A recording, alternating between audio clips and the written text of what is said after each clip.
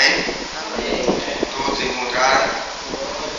Então a palavra do Senhor nos diz a esse assim: levanta-te e resplandece, porque a glória do Senhor vai nascendo sobre ti.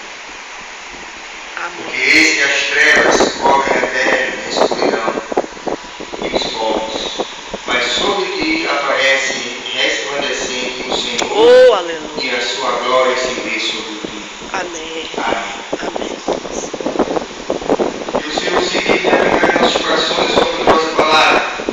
E essa palavra encontra igual em nossos corações.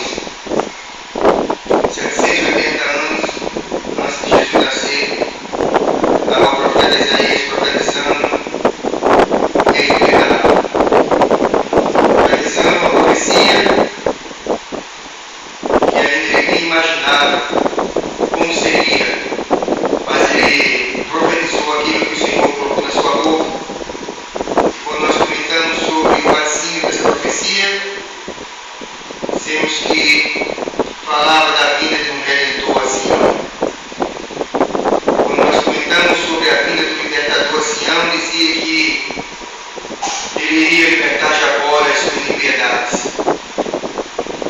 Narrando o capítulo 60, versículo 2, dizemos que o povo de Israel estava desapercebido desta profecia. Como muitos estão desapercebidos das profecias que estão se cumprindo. Sinais no céu, sangue, fogo, calor e fumaça.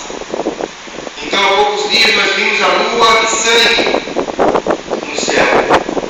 E muitas pessoas não estavam atentas para os sinais, ao qual a palavra do Senhor aponta para o fim. Esse capítulo 60 fala da nação de Israel no meio das nações, precisa levantar-se, despertar do sono. Como disse o apóstolo Paulo, escrevendo aos Efésios, no capítulo 5, verso 14: desperta do que dormes, levanta-te entre os mortos, e Cristo te iluminará. Estamos falando de uma palavra muito atual, uma palavra que tanto foi para aquela época quanto é para a época de hoje, quanto será para o futuro, porque a palavra do Senhor permanece eternamente. Por isso, a convocação para despertarem do sono da morte espiritual. Como nós comentamos sobre levanta-te e resplandece, a geração de Israel está na morte espiritual, no sono da morte espiritual. Eles ainda aguardam a vida de um Messias que irá vir para lhes socorrer. Eles aguardam o Messias que virá para mudar a sua história. Eles não conseguem entender porque os olhos do seu discernimento espiritual jaz na sepultura. E quando nós comentamos sobre levanta-te e resplandece, dizemos que é uma ordem imperativa. Eles sozinhos não poderiam se levantar, como Lázaro lá na sepultura. Não podia sozinho sair de lá. E o Senhor Jesus, quando chamou pelo seu nome, Lázaro, sai para fora. E Lázaro se levantou dos mortos e saiu para a vida. Assim será a expressão do cumprimento dessa profecia, quando nós dizemos uma ordem imperativa, porque de si mesmo eles não terão o poder de se levantar entre os mortos. Como despertar para o cumprimento de uma profecia? Muitas vezes nós dizemos, como paralelo à expressão de despertar, o Senhor usou o capítulo 37 de Ezequiel, quando o Senhor disse a Ezequiel: poderão estes ossos reviver? E Ezequiel responde: Senhor, tu o sabes. Quando nós dizemos sobre o imperativo da expressão da profecia dos ossos secos, eles estavam sequíssimos sobre a face do vale. Então, quando ele recebe a ordem para profetizar aqueles ossos, então ele profetiza: ossos secos,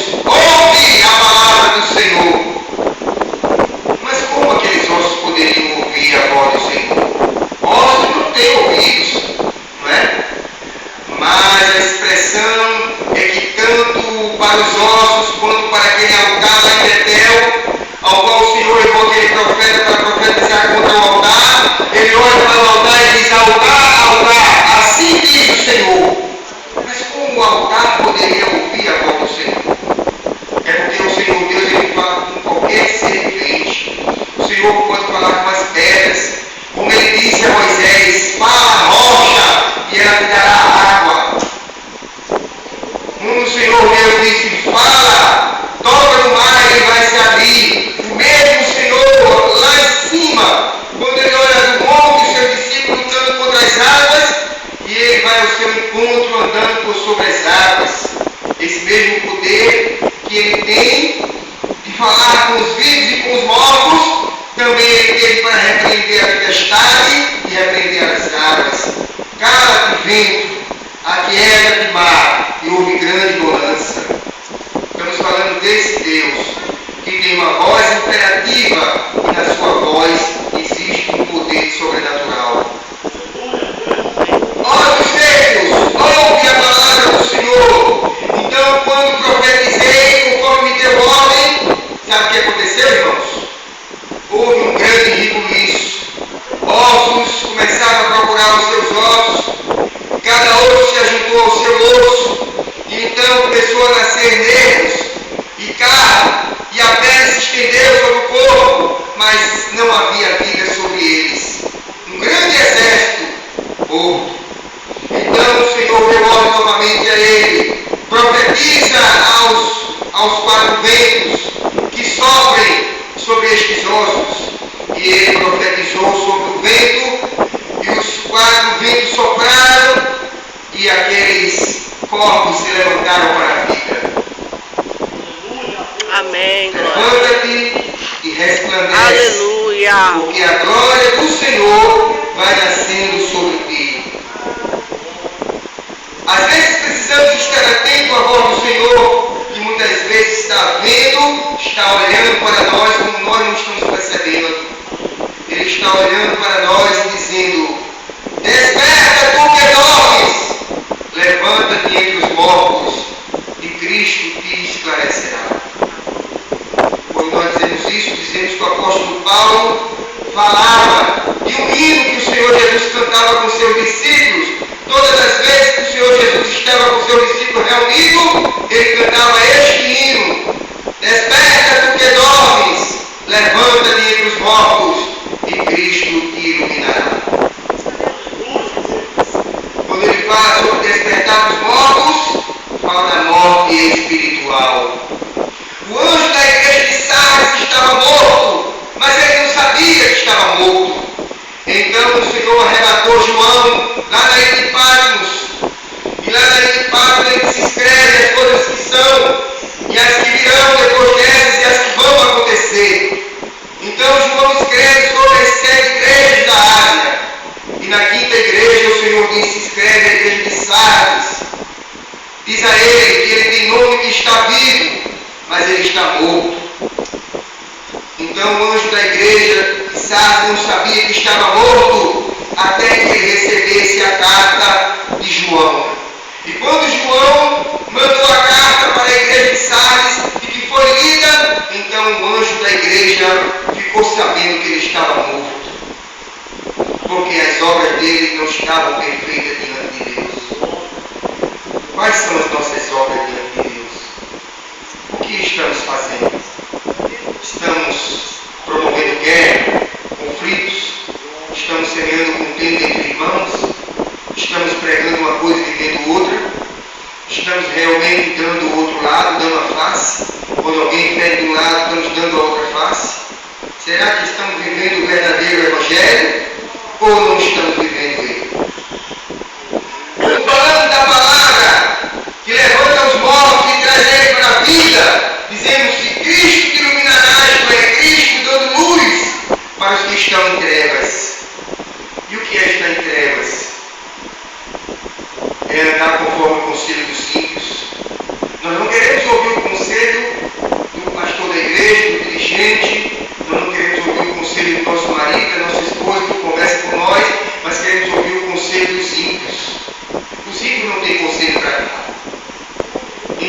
estamos em trevas, quando nós andamos no conselho dos ímpios. Bem-aventurado o varão, a varoa que não anda segundo o conselho dos ímpios, não se assenta na roda dos escarnecedores, nem se detém no caminho dos pecadores. Ah, pastor, mas a minha vizinha é minha melhor amiga. Ela teme ao Senhor? Ela não teme ao Senhor? Então ela não deveria ser a sua melhor amiga. Com quem você está repartindo os seus segredos? Pense no que você está fazendo. Porque se sabemos do imperativo da palavra que pode trazer a vida, dizemos que esta mesma palavra purifica, transforma, regenera, cura, exorta, salva, ensina, vivifica e santifica. Aleluia. Esta palavra que promove transformação em nossa vida, ela é a mesma que traz aqueles que estão na morte espiritual para a vida. E dizemos da experiência que tivemos quando uma certa vez o Senhor colocou no nosso coração para fazer uma visita a uma irmã. E eu e minha esposa fomos fazer essa visita. Quando chegamos lá na casa dessa irmã, nós não sabíamos que ela estava morta. Não sabíamos. Mas o Senhor mandou que nós orássemos por ela. E nós oramos por ela. Estendemos as mãos sobre ela. A esposa estendeu as mãos sobre ela. E nós fizemos uma oração ali, um clamor para aquela mulher. E não sabíamos o que estava acontecendo. E viemos embora para casa. E no outro dia, poucas semanas depois, ela contou que naquele mesmo dia à noite ela teve um sonho. E ela sonhou que estava sendo levada para o cemitério. O corpo dela estava no caixão, o pastor e muitos irmãos iam sepultar ela. E ela estava acompanhando o sepultamento, ninguém via ela, mas ela estava vendo, todo mundo estava vendo o corpo dela no caixão.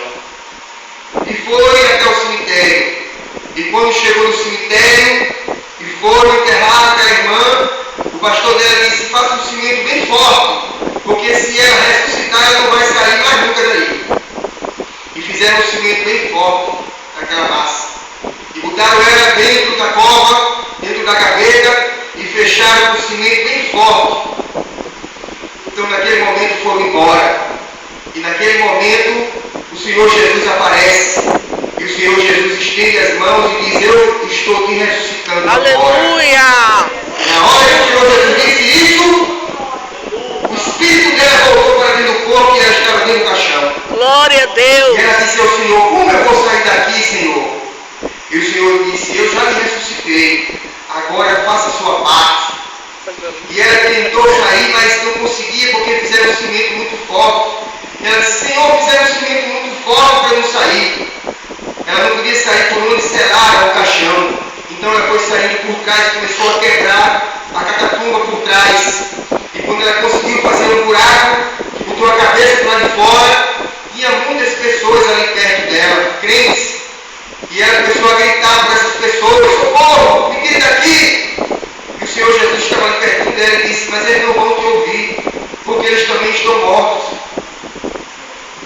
Ela continuou quebrando até conseguir sair. E quando ela conseguiu sair dentro do caixão, ela olhou, ela viu a igreja dela. E a igreja estava dentro do cemitério. Quando nós dizemos, irmãos, sobre levantar dos mortos, a morte espiritual é algo terrível. Muitas vezes o cristão, mesmo na igreja, dizendo que é crente, que é temente a Deus e fazendo a obra, está morto e não sabe. E está morto e não sabe. Altar, assim diz o Senhor. Era a palavra do profeta, o Senhor mandava que ele profetizasse contra um altar de pedra. Muitas vezes o coração de pedra, o altar precisa ser consertado, o altar precisa ser remodelado, porque o altar precisa de mudança, o coração precisa realmente tirar aquelas mazelas, aquilo que não agrada ao Senhor, que está enchendo o nosso coração. Nosso coração tem que ser cheio de Deus. Nosso coração tem um buraco do tamanho de Deus. Só Deus é quem consegue completar o nosso coração. O profeta Ele tinha que ir lá em Betel profetizar contra o altar que estava sendo profanado. Às vezes estamos profanando o nosso altar e não sabemos por quê. Pare para pensar, Eliquim. O que é que você está fazendo com a sua vida espiritual que está abrindo uma brecha para que o Senhor Deus não trabalhe? O que você está fazendo? Pense direitinho nisso. Então, o profeta recebeu uma missão toda especial. O homem que era o rei do norte, chamado Jeroboão, tinha proibido o povo ir a Jerusalém para adoração. E ele fez dois bezerros de ouro, botou um em Dan e outro em Betel, para que o povo adorasse aos bezerros de ouro. Às vezes, existe um ídolo levantado no coração. Que ídolo é esse? O que é que está tendo tanta primazia no seu coração que não é Jesus? Jesus precisa ter a primazia no nosso coração. Nada mais merece, a não ser Jesus. Amém. Então, quando ele colocou aqueles dois bezerros, ele desviou a atenção do povo para adorar o poste ídolo. E agora Jeroboão estava sacrificando no altar quando o profeta chega e profetiza contra o altar e diz: nascerá um filho na casa de Davi chamado Josias, e ele queimará os ossos de todos esses sacerdotes que estão queimando neste altar. Quando nós dizemos isso, irmãos, dizemos que 300 anos depois aparece Josias, o rei. Como o rei Josias se levanta, ele ainda não sabia da profecia, mas ele foi levantado para profanar aquele altar de Betel. E ele mandou escavar todos os sacerdotes que ministravam naquele altar e mandou que acendesse um fogo no altar e queimou os ossos de todos aqueles sacerdotes e profanou o altar e derrubou o bezerro de ouro e profanou o altar para que não mais aquele altar servisse de holocausto nem de sacrifício para Deus. Como está o seu altar diante de Deus? Porque a palavra do Senhor diz: rogo-vos, irmãos, pela compaixão de Deus, que apresentei os vossos corpos em sacrifício vivo, santo e agradável a Deus, que é o vosso culto racional. E não vos conformeis com este mundo, mas transformai-vos pela renovação do vosso entendimento, para que possais experimentar qual seja a boa, agradável e perfeita vontade de Deus. E qual é a boa e agradável e perfeita vontade de Deus? É que ele diz assim: buscai o reino de Deus e a sua justiça em primeiro lugar, e as demais coisas lhe serão acrescentadas. É negar-se a si mesmo, tomar a sua cruz de cada dia e seguir a Jesus. É dizer que as coisas velhas ficaram para trás e que tudo se fez novo. É andar em novidade de vida. É buscar as coisas que são do alto, onde Cristo está assentado à destra do Pai. É lembrarmos que nós não estamos nessa para ficar aqui na terra, nós estamos nessa pela vida na eterna. Não vale a pena estarmos sentados nesses bancos duros sem termos certeza que vamos entrar nas regiões celestiais pelas portas, porque a qualquer momento podemos ser chamados à prestação de conta. Existe um livro lá em cima chamado Livro da Vida, mas também existe o livro da prestação de conta. E nós muitas vezes não imaginamos, mas o Senhor está com esse livro aberto, chamando muitas pessoas à prestação de conta. Como nós estamos para nos apresentar diante dele? Já foi cantado aqui: quanto tempo as mãos vazias, com Jesus eu me encontrar. Nada teve como se os dias que ele possa apresentar. Nós cantamos este louvor na abertura deste culto, e eu pergunto: como estão as nossas mãos diante do Senhor? Será que estamos com as nossas mãos preparadas para apresentar alguma coisa ao Senhor? Pois, se somos convocados pela palavra, devemos nos levantar hoje, não é amanhã. Isso nos diz nos levantarmos da falsa humildade, do amor fingido, da vida de aparência, levantarmos para estarmos em pé diante do Filho do Homem.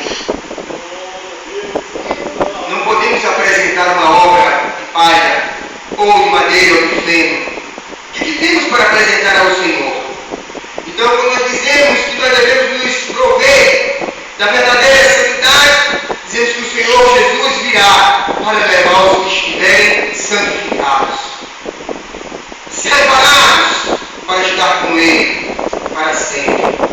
Não temos como entrar lá de qualquer maneira. Não vivemos por vista, mas vivemos por fé, como disse o apóstolo Paulo, de fé em fé, porque o justo pela sua fé viverá. O que estamos fazendo? Sabemos, pois, que no meio dos vivos existem muitos mortos, não é verdade, irmãos? No meio dos vivos existem muitos que estão mortos. O Senhor Deus dos vivos, Ele não deixou a sua beneficência nem para com os vivos nem para com os mortos. Nós precisamos atentar que do jeito que Ele falou para o anjo da igreja de Sardes, da mesma forma Ele falou para o anjo da igreja de Laodiceia. Para o anjo da igreja de Laodiceia, ela tinha perdido a sua identidade. Aquela igreja tinha ficado morta. Ela cultuava o imperador e reverenciava Jesus Cristo. Não temos como adorar o imperador, que é o mundo, e adorar Jesus Cristo. Adorando dois senhores, não temos como fazer isto, porque iremos agradar a um e desagradar ao outro. Quando nós dizemos que essa igreja perdeu a sua identidade, irmãos, é porque essa igreja é uma igreja rica, e ela abre a boca para dizer: rica sou e estou enriquecida, e de nada tenho falta. Mas ela é uma pobre, miserável, cega e nua. Existiam 5 acusações contra aquela igreja. Aquela igreja, ela vivia em um meio muito crescente, de uma popularidade muito grande, exportava melhor lã para todas as cidades do império. Ela se vestia com o melhor linho, com a melhor lã, mas ela estava nua espiritualmente.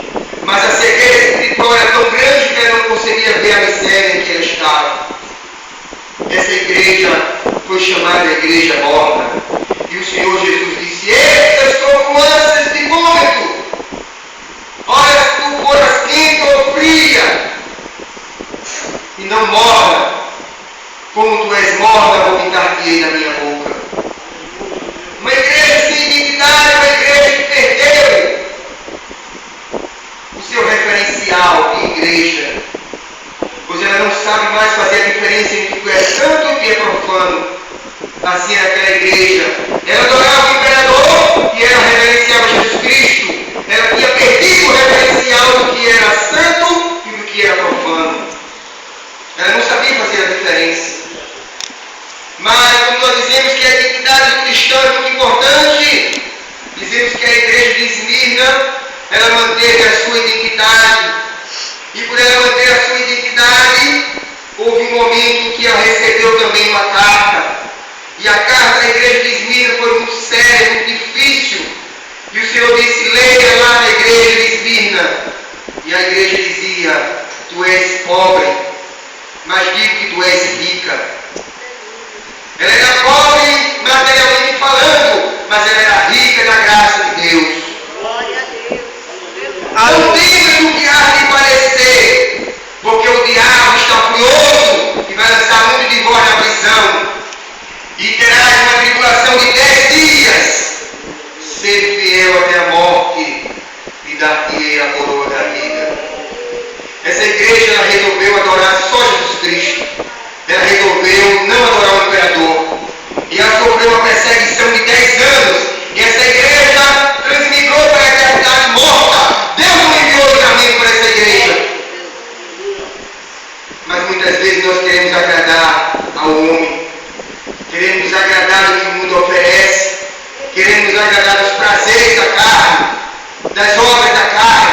Achamos que a lei é vantagem, a lei que leva vantagem em tudo, ainda é crescente nas nossas vidas, quando nós devemos buscar a graça de Deus o tempo inteiro.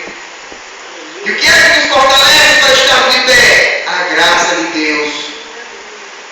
E quando dizemos que o apóstolo comenta sobre a identidade, ele diz que isto perdeu a sua identidade, se enganaram a si mesmo, porque a Deus ninguém pode enganar. Nós não podemos viver uma vida de fachada, uma uma vida de aparência, como aquela igreja de Laodiceia vivia. Uma igreja que se dizia muito rica e ostentava muitas riquezas, mas no seu coração não cabia Jesus. Porque o Senhor Jesus dizia: eis que estou à porta e bato. Se alguém ouvir a minha voz e abrir a sua porta, eu entrarei em sua casa e com ele cearei e ele comigo. Está enganado em si mesmo é achar que está indo no caminho certo, está indo no caminho direito, mas não está obedecendo. O pecado de rebelião é como o pecado de feitiçaria. Conhecemos muitas pessoas que estavam na igreja, dando testemunho da verdade, dizendo que era crente, mas em pecado de rebelião. E desceram a cova fria e não chegaram lá com o Senhor Jesus, mas foram precipitados para o inferno. Devemos estar atentos com a palavra que diz: levanta-te dentre os mortos e Cristo te iluminará. Faz quanto tempo que o Senhor Jesus não fala com você? Faz quanto tempo que você não ouve o Senhor falar com você? Quando nós dizemos sobre o silêncio de Deus, dizemos que a expressão da palavra de Deus é aquela que Ele fala conosco através